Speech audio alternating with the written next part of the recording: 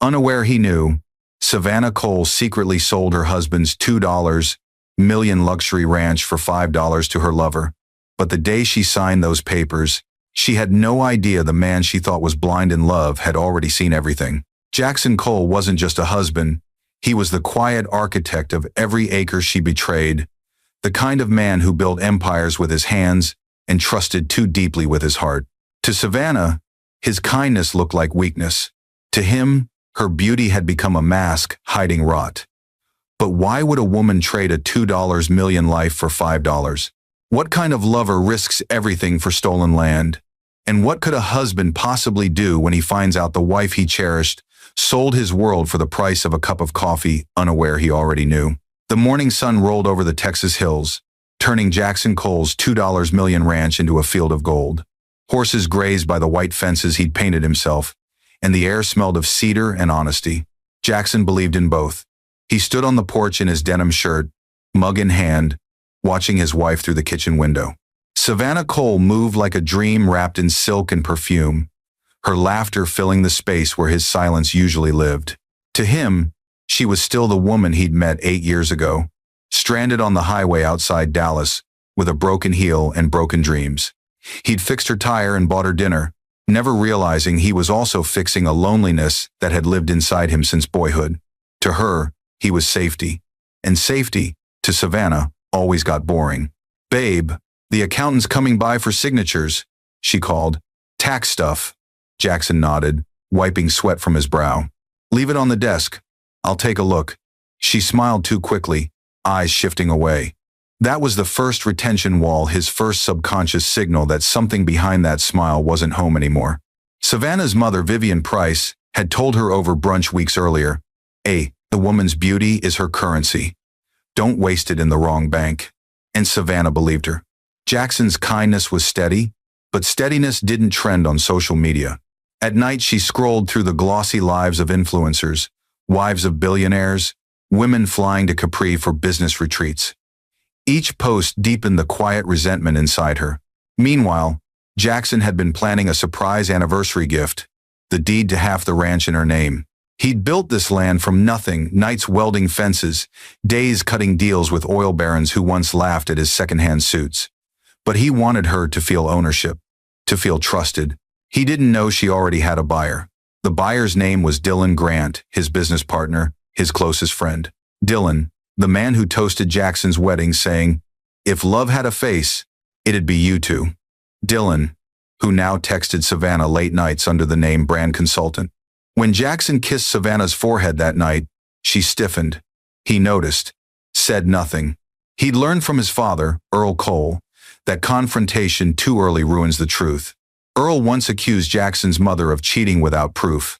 She left, and the accusation became prophecy. So Jackson waited, watched, loved quietly. But the same kindness that once built his empire was about to build his downfall. In bed, Savannah whispered, "Promise me we'll never lose this life." He smiled in the dark. "I built it so you'd never have to worry." And she turned away, hiding a text that had just flashed on her phone. "Dylan, tomorrow we finalize it, $5, and it's ours."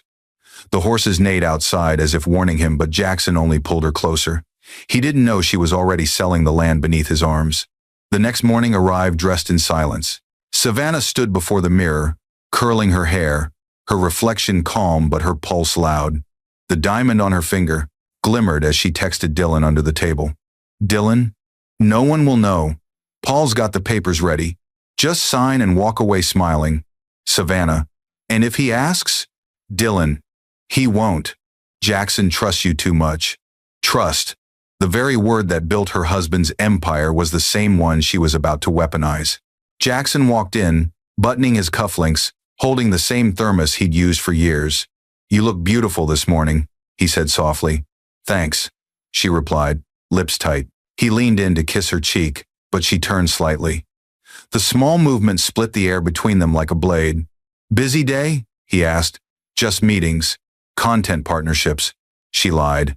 He nodded, pretending to believe her.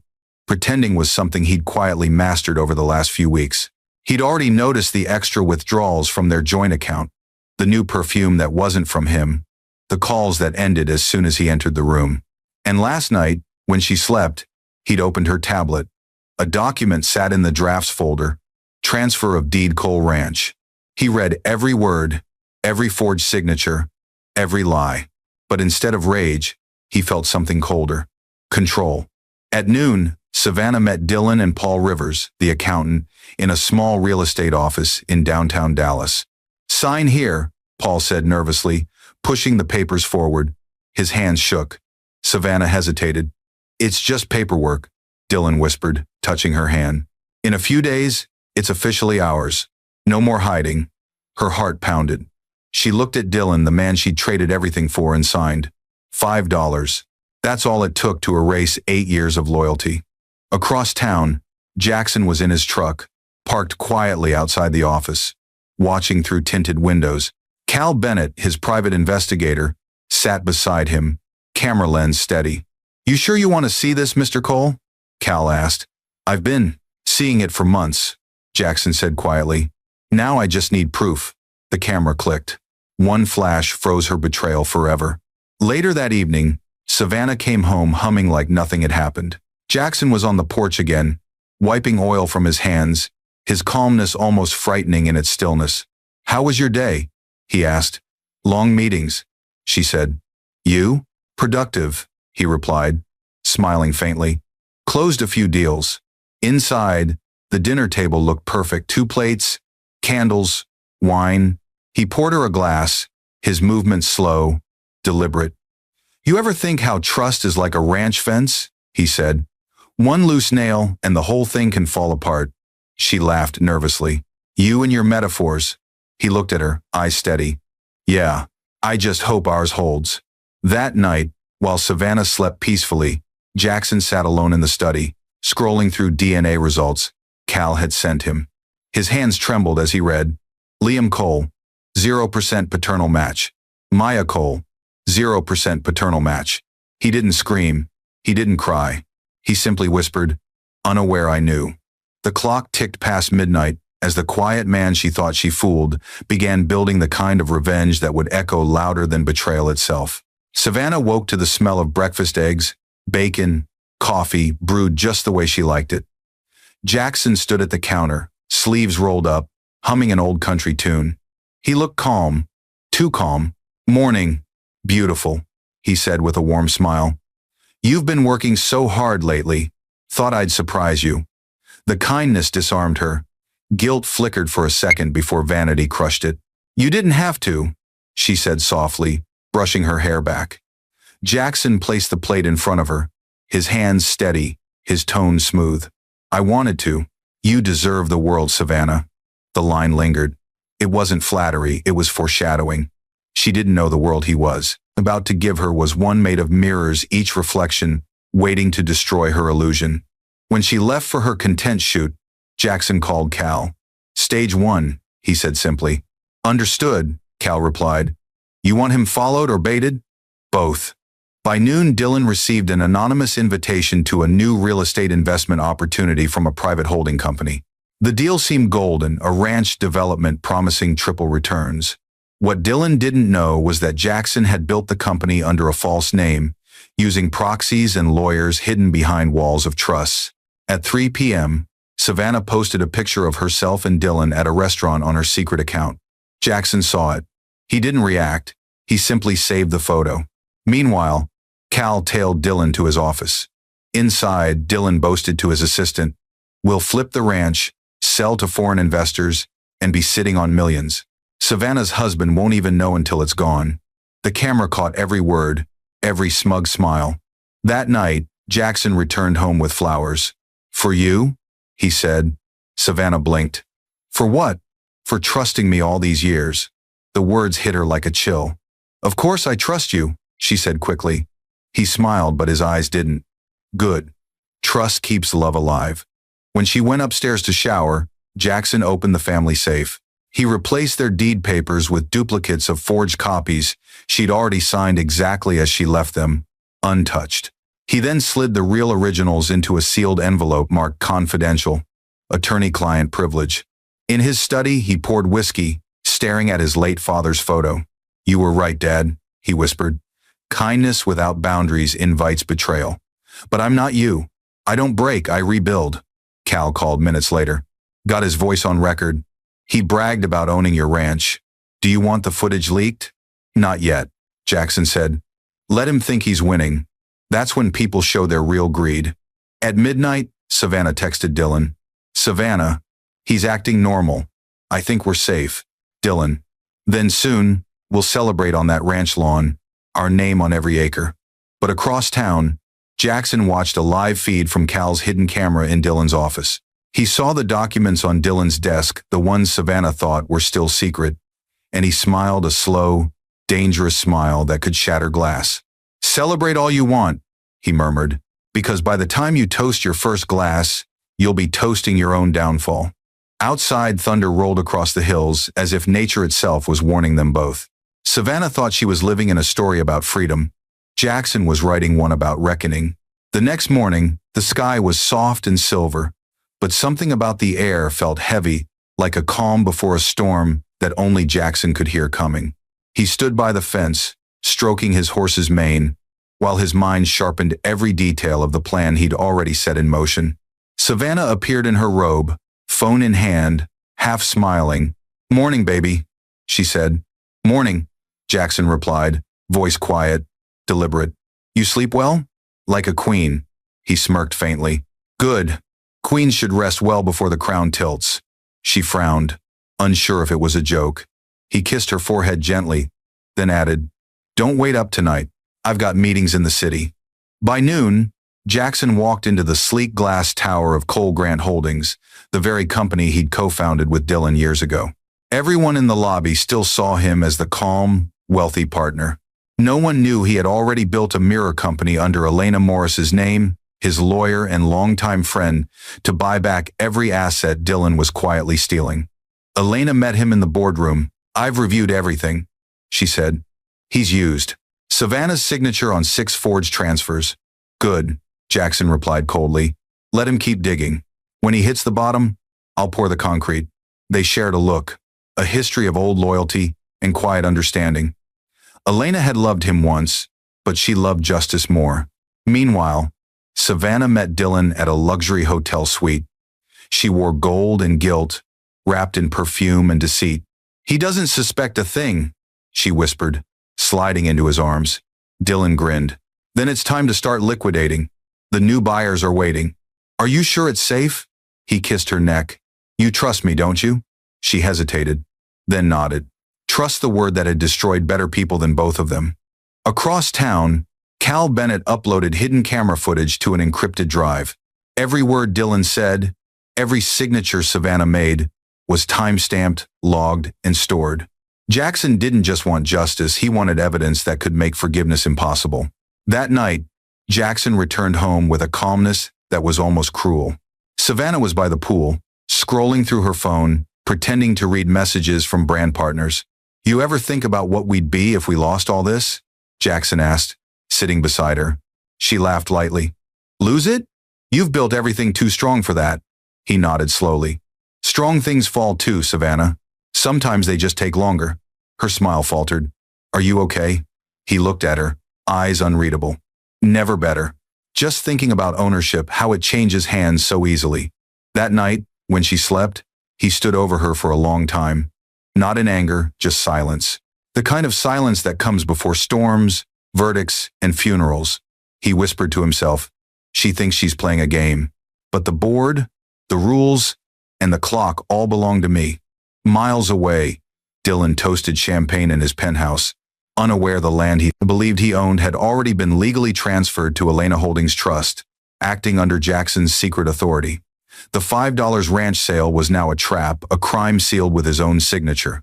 By morning, a new email would arrive in Dylan's inbox. It would read, You're invited to the next investment round. Bring your partner. Savannah would insist on going, and Jackson would be waiting on the other side of that door with the truth dressed as kindness, and the beginning of their collapse waiting in a single handshake. The day of the investment meeting arrived dressed in elegance and deceit. The venue was a downtown Dallas penthouse suite, glass walls, soft jazz, expensive champagne on silver trays. Savannah loved it immediately. It looked like the world she always believed she deserved. Jackson stood near the floor-to-ceiling window, flawless in a navy suit, his calm presence commanding without words. He turned as they entered Savannah in a white dress that whispered arrogance, Dylan in a tailored jacket and counterfeit confidence. "Mr. Grant," Jackson greeted warmly, extending his hand. "Good to see you again." Dylan's grin faltered. "Jackson, didn't expect, thought you were in Austin today." "Plans changed," Jackson said smoothly. "When there's talk of big money, I show up." Savannah's pulse quickened. She glanced at Dylan, silently asking if he'd slipped up. He gave her a quick nod, a fake reassurance. Elena approached, professional and composed. "Welcome, everyone. Thank you for attending this exclusive investor preview for Elena Holdings Trust." She gestured toward framed architectural renderings, the Cole Ranch redevelopment project. Savannah froze. Dylan coughed, nearly spilling his drink. "Did you say Cole Ranch?" he asked. "Yes," Elena replied casually. "A $2 million property just acquired for a token sum. An exciting story. Really one about ambition, trust, and ownership." The words cut like blades. Jackson smiled faintly. "You see, I heard rumors someone sold that ranch for $5. Sounds insane, right? Who would sell something priceless for pocket change?" Savannah tried to laugh. "Probably someone desperate or someone greedy," Jackson replied. "But you'd have to be foolish to think such a sale could stand in court, especially if that property was co-owned and one of the signatories lacked full authorization." Dylan's face went pale. He set his glass down. "What's this about, Jackson?" "Business," Jackson said calmly. "Yours, mine, and hers." Elena opened a folder and slid several photographs across the table. "Is this your signature, Mr. Grant? And yours, Mrs. Cole?" Savannah's voice trembled. "Where did you get those?" "From the notary who filed your paperwork," Elena said evenly. "Interesting woman," she said. "You looked very much in love that day." Jackson stepped closer, his tone still calm, but now carrying thunder beneath the words. "You forged my signature, Savannah. You conspired with him to defraud me. But I didn't stop you. I wanted to see how far two people could go before guilt became gravity." Silence filled the room. Even the jazz stopped. "You think you can humiliate us?" Dylan snapped. "You have no proof this sale was illegal." Jackson's eyes never blinked. "Proof?" He nodded to Cal, who entered with a briefcase and a projector. A video flickered on the wall footage of Dylan boasting in his office. "We'll flip the ranch, sell to foreign investors, and be sitting on millions." Savannah gasped, clutching her chest. "You recorded him?" Jackson's voice was cold steel. "I recorded everything." The investors, who were actually attorneys, journalists, and real estate officials invited by Jackson, sat frozen. Phones recorded, cameras captured. By the time the video ended, Dylan's career was ashes and Savannah's world was burning. Jackson turned to them both. "You stole my land for $5, but tonight I took your freedom for free." He walked away calmly as cameras flashed, leaving behind a wife who suddenly realized her beauty couldn't bargain with truth, and a lover who finally saw what it meant to steal from a man who'd already prepared your punishment before you sinned. Outside, thunder rolled again. Jackson looked up at the dark sky and whispered, "That's one." 2 days later, the internet detonated. Clips from the investment meeting were everywhere, headlines screaming across TikTok, YouTube, and financial news. Influencer Savannah Cole, caught in $2M ranch fraud scandal. Real estate partner Dylan Grant under investigation for forgery and tax fraud. The video had been leaked anonymously, but everyone who knew Jackson recognized his quiet signature behind it. He didn't need to speak publicly. The footage did it for him. At the ranch, Savannah sat on the kitchen floor, phone in hand, watching her own downfall play on repeat. Her makeup was smeared, her robe wrinkled, her composure gone. "Please, Jackson, you can fix this," she begged when he walked in, calm as a sermon. "Fix?" His tone was soft but surgical. "You mean lie?" Her tears came fast. "You're destroying me!" He knelt beside her, eyes level. "No, Savannah, you destroyed yourself the moment you put a price tag on loyalty. I'm just collecting the receipts." She sobbed harder, clinging to his arm. He gently pulled free. "Don't cry for sympathy. Save it for the mirror." That night, As Savannah's sponsors dropped her and followers vanished by the thousands, Dylan's company went dark. Federal agents raided his office. Cal had already sent the files to the IRS, and the trap Jackson built from kindness was snapping shut one hinge at a time. Dylan called her from a burner phone, his voice shaking. "You leaked it, didn't you?" She screamed back. "You said it was safe." "Nothing's safe now," he growled. "He's 2 steps ahead of everything. Every call, every transfer he knew." Then the line went dead. Across town, Jackson sat in his truck outside the elementary school. He watched as Liam and Maya ran to his car, lunchboxes swinging. For a moment, the ache in his chest softened, but then he remembered the DNA results burning in his pocket like a truth he could never unlearn. "Daddy, can we go for ice cream?" Maya asked. He forced a smile. "Not today, sweetheart. Maybe another time." Later that night, he stared at their baby photos, tracing their faces with trembling hands. The resemblance to Dylan was now undeniable, the same jawline, the same smirk. He picked up the phone and called Elena. "I need to file for legal custody termination," he said quietly. Elena hesitated. "Are you sure? They're innocent in all this." "No," he whispered. "They're the only innocent ones. That's why I have to let them go before this world poisons them too." When Savannah found the court papers the next morning, she collapsed to the floor. "You're disowning them?" she cried. "They're your children." Jackson looked at her with a sadness too deep for rage. "No, Savannah. They're his." "You made sure of that." Her scream echoed through the ranch, bouncing off the walls of the life she'd just sold for $5. That evening, reporters camped outside their gate. She begged Jackson to say something to defend her publicly, to call it a misunderstanding. He walked past her without a word, placed his cowboy hat on, and drove off in silence. Inside the house, her reflection caught her eye in the glass door. She looked older, now smaller.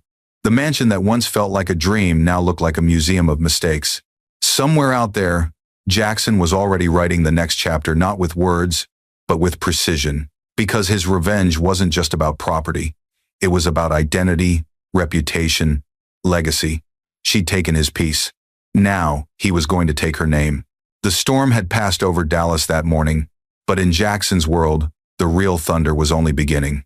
He sat in a marble-lined courthouse hallway, clean-cut, calm, a man who'd already rehearsed every possible outcome.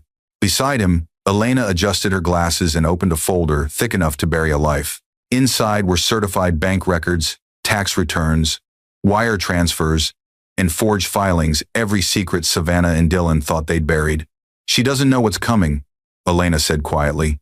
"She will," Jackson replied, tone even. By noon, down the corridor, Savannah stood near the water cooler trying to hide her trembling. Her designer dress couldn't cover the fear in her eyes. Dylan waited behind her, jaw tight, sweat glistening at his temple. "He can't win everything," Dylan whispered.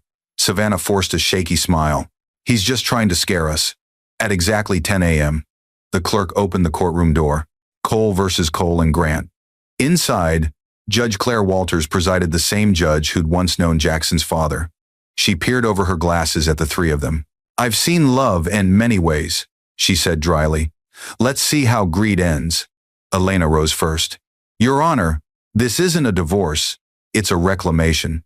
The defendants sold Mr. Cole's $2 million ranch for $5.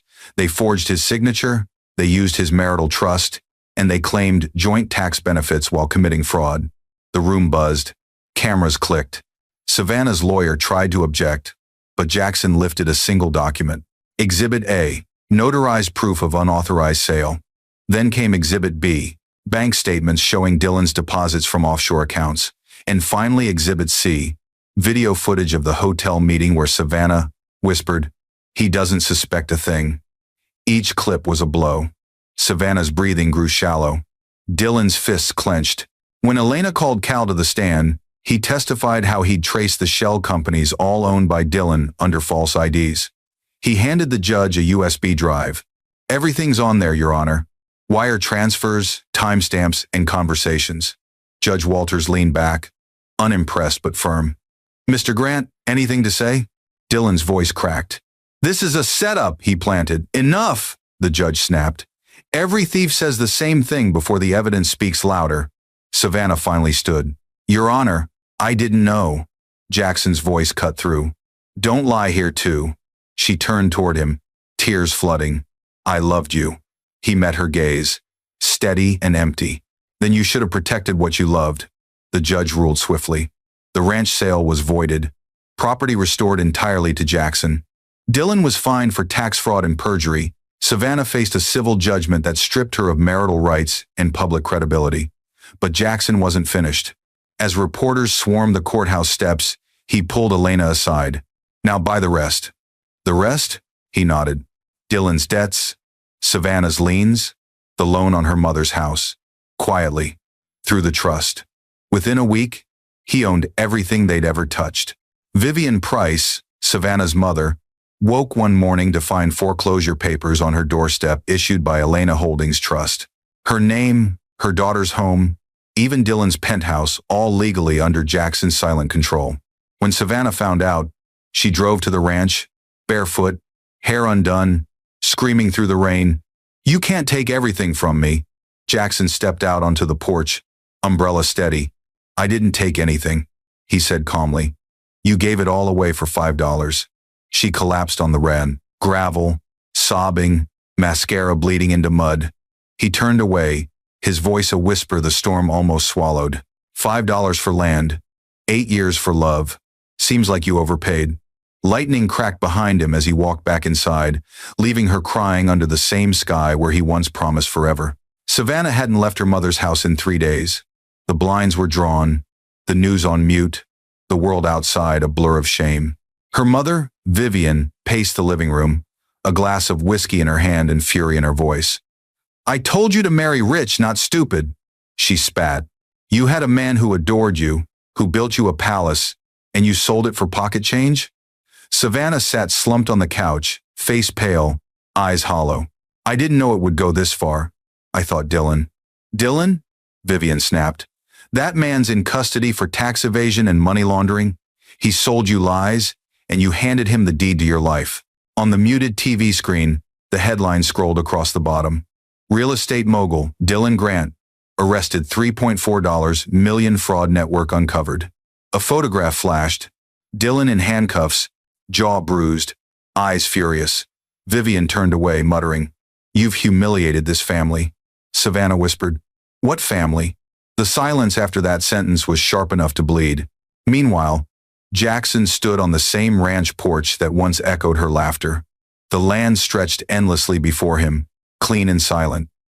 Elena joined him, handing over a folder. Dylan pleaded guilty. He's turning on her to reduce his sentence. Jackson didn't flinch. "Let him. The truth doesn't hurt when you expect it." Elena hesitated. "You've won, Jackson. But this is turning cruel." He turned his gaze toward the open field. Cruel was what she did to love. Across town, the district attorney's office leaked more footage. Savannah and Dylan at the hotel, whispering about the fake sale and joking about Jackson's blind trust. The internet feasted. Comment sections became execution grounds. Greediest wife in Texas. How do you sell a $2M ranch for $5? Imagine losing everything to a man you thought was weak. The humiliation wasn't just public, it was personal. Her influencer contracts evaporated overnight. Sponsors cut ties. Her followers mocked her downfall, calling her $5 Queen. Vivian received a final notice in the mail foreclosure on her estate. She stormed into Savannah's room. "You dragged me down with you," she screamed. "Do you know who owns this debt?" Savannah blinked. "No." Vivian threw the document at her chest. "Elena Holdings Trust. That's him. Your husband owns this house." Savannah's breath caught. "He wouldn't." "Oh, he would," Vivian hissed. And he did. At that same moment, Jackson sat in his office, watching the rain wash across the glass. He wasn't smiling. Revenge hadn't brought peace, only stillness. A knock came at the door. Cal entered. "She's finished, boss.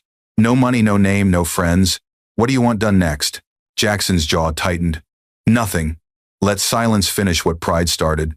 That night, Savannah drove to Dylan's holding facility, desperate for closure. But when she arrived, a guard told her Dylan had already signed a plea deal, one that pinned the majority of the fraud on her. She staggered backward into the rain, her hands shaking, makeup melting. He betrayed me?" The guard nodded. He said you planned it. Savannah laughed through tears, hysterical. He took everything and left me to burn. She collapsed against her car door, whispering, Jackson knew. He knew all along. Back at the ranch, Jackson fed the horses under the night sky. His movements were quiet, deliberate, almost reverent. For the first time in years, he spoke to the wind as if it carried his father's voice. I didn't need to destroy her, Dad, he said softly. I just needed her to see what destruction looks like. Lightning flickered again in the distance, the same kind that once warned him, but now it didn't feel like a warning. It felt like closure knocking at the edge of the horizon. Savannah arrived at the ranch just before dawn, barefoot, soaked from the rain. The luxury car she once flaunted, now dented and filthy. Her mascara had mixed with the storm, her once perfect curls hanging limp. The woman who once filmed beauty tutorials for millions now looked like the ghost of her own betrayal. The gate, now guarded, didn't open automatically like before. She had to plead. Please let me through. He's my husband. The guard hesitated, called on the radio, and a voice answered calmly. Let her in. One last time. Jackson was in the stables, brushing down his horse. His shirt sleeves were rolled, his movements slow, deliberate. The smell of hay and rain mixed in the air, a haunting reminder of everything that used to be pure. When she stepped into the barn, he didn't turn. You shouldn't be here, her voice cracked. I had nowhere else to go. You had everywhere else, he said softly, still not facing her. You just preferred shortcuts. She took a shaky step forward. You planned this, didn't you? He finally looked up, his eyes calm, gray, devastating met hers. From the day I saw the first lie in your smile, her chest rose sharply. You knew? I knew, he said, wiping the horse's bridle. Before you sold it, before you texted him, before you kissed him in my truck the night you said you were meeting clients. Her knees buckled slightly. Then why didn't you stop me? He stared at her, expression unreadable. Because stopping you would have meant saving you, and you didn't deserve saving anymore. Savannah trembled, her words barely a whisper. You set me up. No, Jackson said evenly. You set the fire. I just built the walls to contain it. She sank onto the haystack, sobbing. I lost everything. My home, my mother's house, Dylan, my children. He cut her off sharply. My children? Her lips trembled. They're still yours. No, he said, voice like cold iron. They were the last truth I tested, and you failed that too. She broke, then ugly sobs, shaking shoulders, the sound of a woman mourning a life she threw away. He watched her without pity, only quiet detachment. Do you know why I didn't expose you sooner? He asked finally. She shook her head weakly.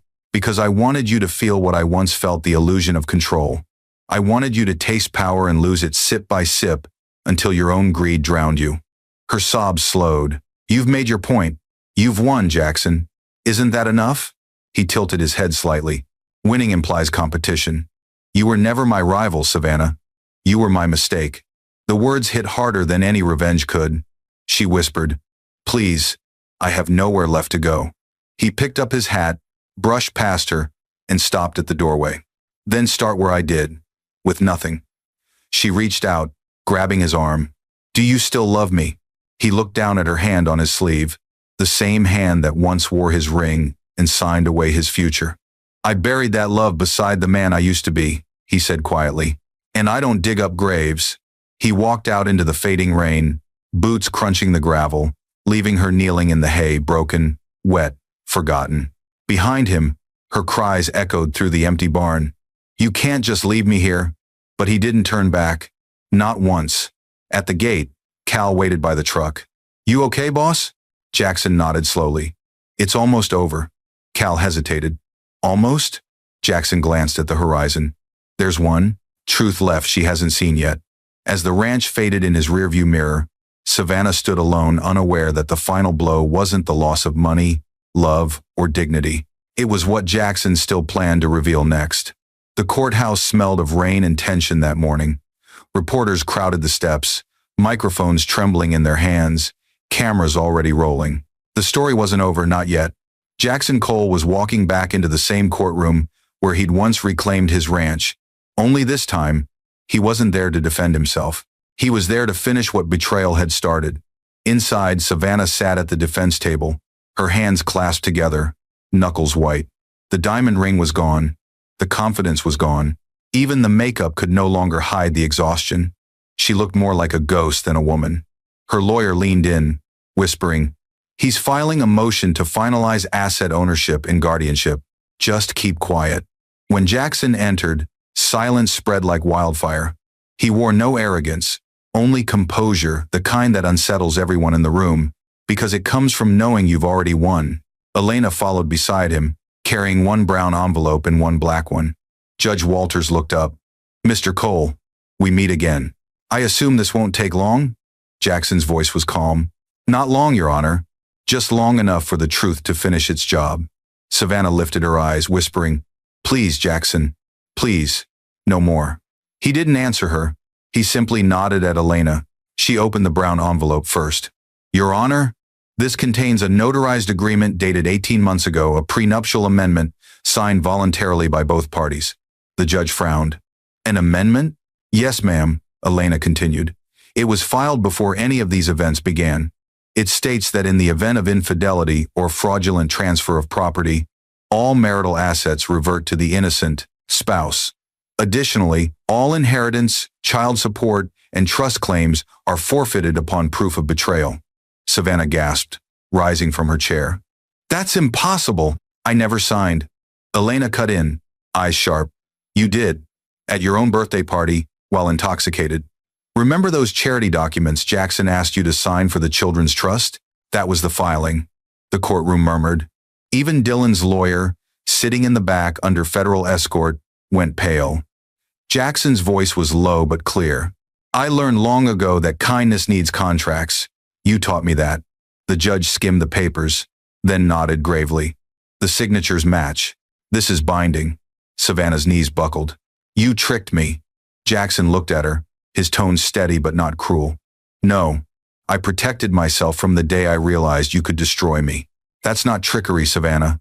That's survival." Elena handed over the black envelope next. "And this, Your Honor, is the DNA record for the Cole children." Savannah's eyes widened. "Don't." The judge read the results in silence, then exhaled heavily. "Mr. Cole, I am so sorry." Jackson straightened.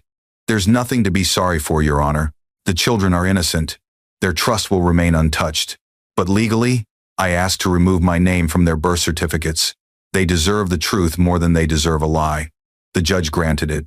The gavel struck once, a sound like the final heartbeat of everything Savannah had ever pretended to be. Outside, the reporters shouted questions. "Mr. Cole, are you satisfied with the outcome?" He paused on the courthouse steps, the wind ruffling his suit.